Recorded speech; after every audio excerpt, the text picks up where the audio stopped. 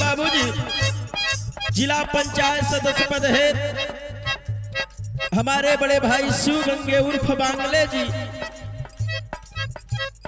इस जिला पंचायत सदस्य पद हेतु के लिए इस मैदान में उतरे हैं, तैयारी कर रहे हैं। आगामी चुनाव में माताएं बहनें भाई आप सभी लोगों का सहयोग है। खासकर मैं उन लोगों को याद करता हूं हमारे क्षेत्र के शाहगंज क्षेत्र के जितने किसान हैं अपना बेटा अपना भाई अपना लाल मान करके शिवगंगे भाई को एक मुकाम पर खड़ा किया है। अगर खड़ा किया है तो आप लोगों का सहयोग आप लोगों का प्यार शिवगंगे भाई को मिलना चाहिए। मास्टर गीत के माध्यम से कहना है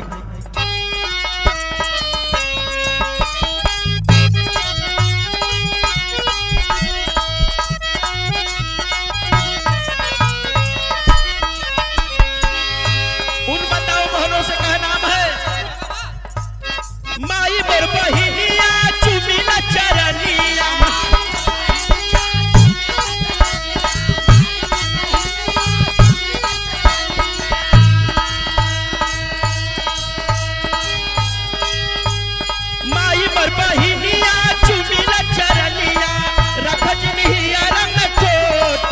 बाबू मांगत बाटी के हो बाबू मांगत बाटी गरीब किसनवन के वोट हो बाबू मांगत बाटी गरीब किसनवन के वोट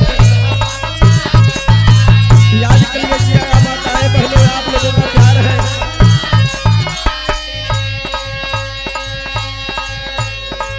हर क्षेत्र हर गांव के माताएं बहनों से ही अपील कर रहा हूं कि अगर आप लोगों का आशीर्वाद होगा ये लाल ए बेटा शिव गंगे को अपना प्यार आशीर्वाद दे करके शाहगंज क्षेत्र से विजयी बनाना होगा। तमाम पार्टियां आएंगी आपको बहकाएंगी। कहना है मास्टर कैसे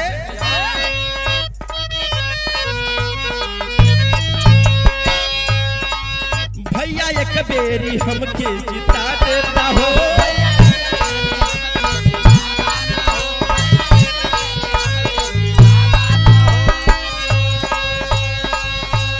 डूबत किनारे लगा देता हो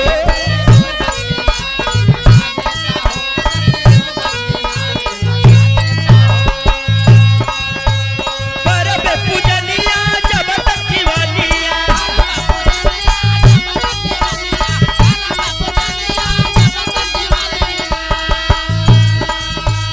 परब पूजनिया जब तक जीवनिया जब मिल सब कर सपोर्ट हो बाबू मानत बाटी के हो बाबू मानत बाटी गरीब किसनवन के वोट हो बाबू मानत बाटी।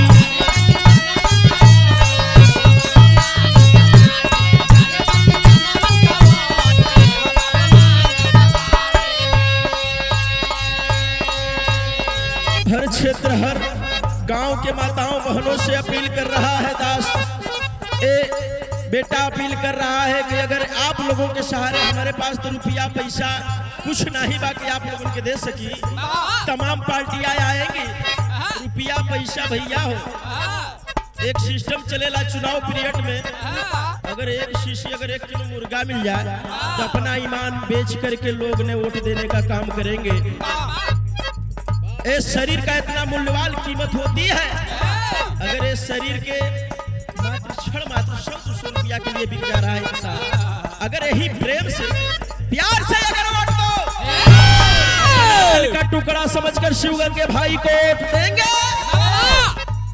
तो मैं दावा के साथ कहता हूं हर किसान हर मजदूर हर नौजवान साथी का सहयोग मिलेगा।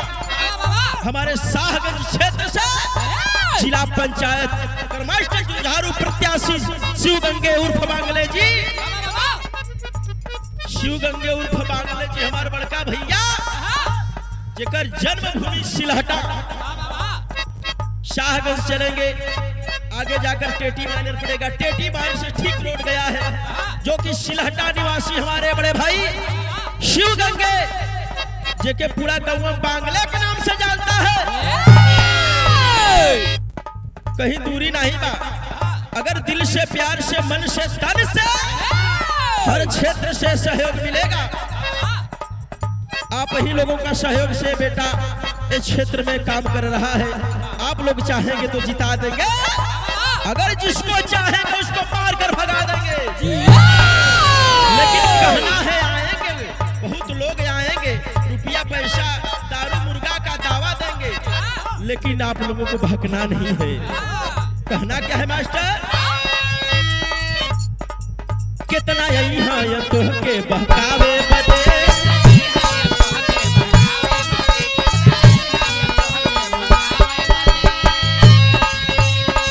राजनीति के झंडा उड़ावे बदे, राजनीति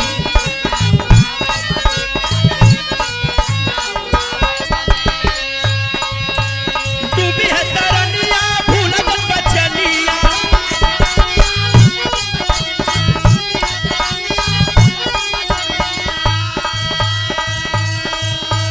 डूबी है तरनिया भूलत बचनिया, दारू मुर्गा खिला दी है नोट।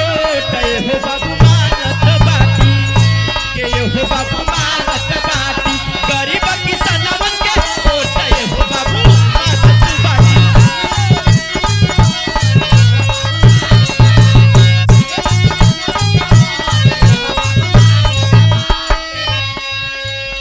दारू मुर्गा लेकर सभी पार्टियां आएंगी और कहेंगी ये भैया ये बहिनी हाई ले ला कल उठवा दे दी। हाँ, अगर हम आप अपना ईमान बेच देंगे तो अपने मुकाम को नहीं पाएंगे।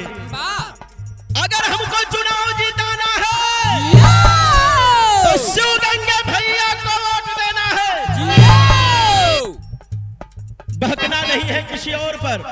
आपके क्षेत्र आपका गांव का बेटा हर क्षेत्र में घूमने का काम किया, हर साथी को सहयोग देने का काम किया। अगर गरीब मजदूर अगर जे दरवाजे पे पहुंच जाए बाबू, जवन कुछ हो अपने धर्म अपने कर्म से अपन धन से मन से तन से सहयोग करने का काम किया हमारे शिव गंगे भाई ने। लेकिन कहना है आगे, शिव गंगे के जनितु बुढ़ैया भाई,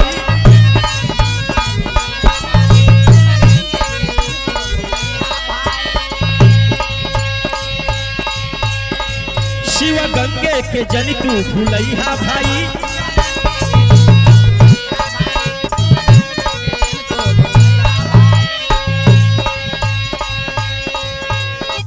अपने बेटा के दीहा मोहर लगाई,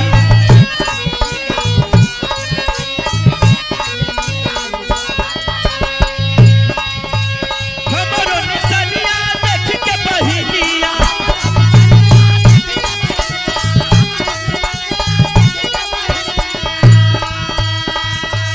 हमरो निसनिया देख के बहिनिया, दे दीहा दुश्मन के चोट। ये बाबू मानत बाटी के यो बाबू मानत बाटी, गरीब किसानवन के वोट। ये बाबू मानत बाटी, गरीब किसानवन के वोट।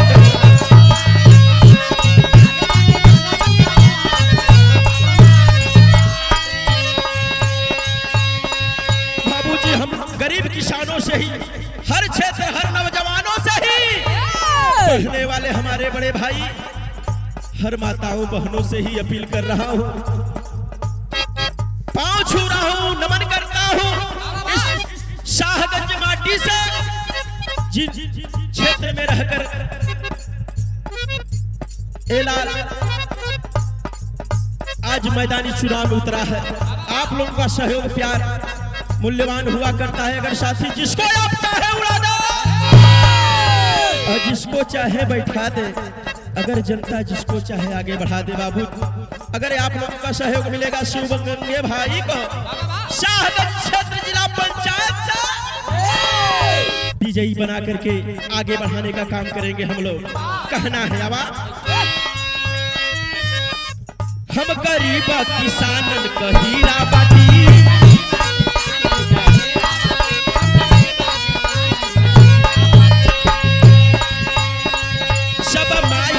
गोदिया का पीरा बाटे सब माई के गोदिया